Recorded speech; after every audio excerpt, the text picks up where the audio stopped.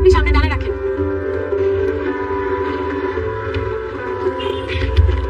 আমি নিচ্ছি।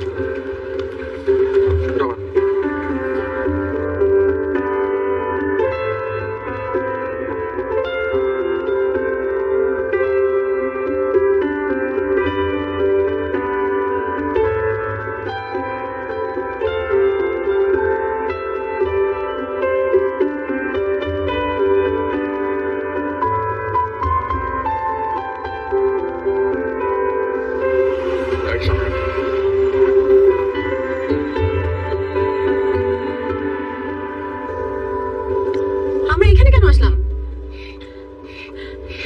বাসার সামনে অ্যাম্বুলেন্স কেন? তোমাকে আমি বলছিলাম না আমাদের পালানোর কাছে গেলে বাবা মার কিছু একটু হয়ে যাবে। তোমার আল্লাদে তুই কোন সব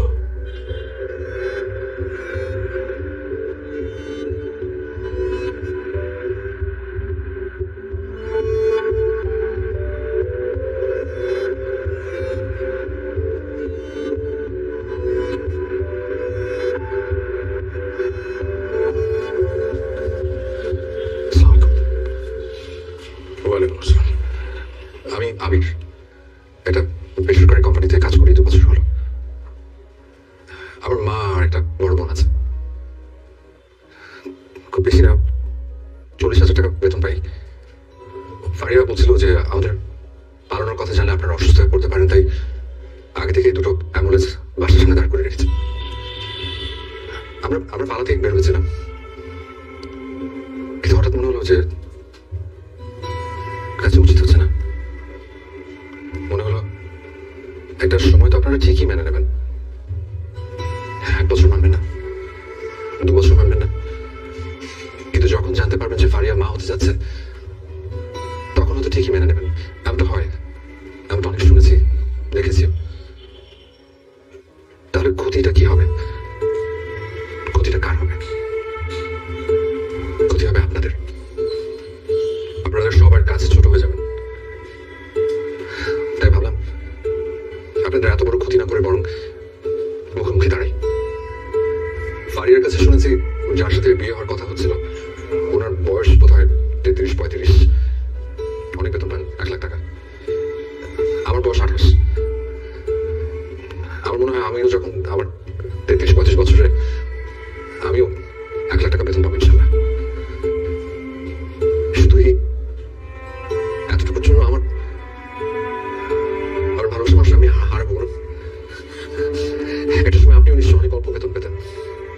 হুট করে তো কারো এত বড় বাড়ি গাড়ি হয়ে যায় না, সময় লাগে। আপনারা প্লিজ আমার কথা বেদবে দেবেন না।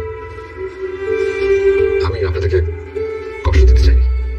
যাই হোক, এতক্ষণ তো কথা বলছিল যোগ্যতা অযোগ্যতা ভালো মন্দ নিয়ে। এবার শেষ কথাটা বলি, ফারিয়ার সাথে যার বিয়ে হবে সে তাকে ভালোবাসবে, আমি জানি। ফারিয়াও মেনে নেওয়ার চেষ্টা করবে, সেটা আমি জানি। কিন্তু ওর মনের কোথাও না কোথাও একটা আমি থেকে যাব। কোনো না কোনো মুহূর্তে একটু হলেও আমাকে মিস করবে। ছোট্ট একটা জীবন, এই জীবনে কেমন হওয়া উচিত বলুন?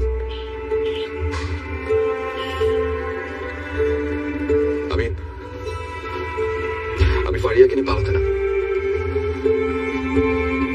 আপনাদের মেয়ে আপনাদের কাছে ফেরত দিতে এসেছি।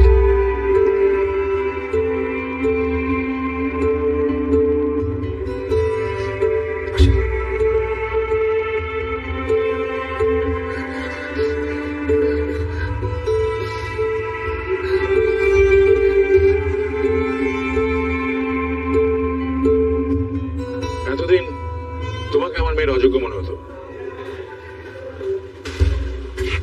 আজ আমার মেয়েকে তোমার অযোগ্য মনে হচ্ছে। তুমি কি করবে আমার অযোগ্য মেয়েটাকে বিয়ে?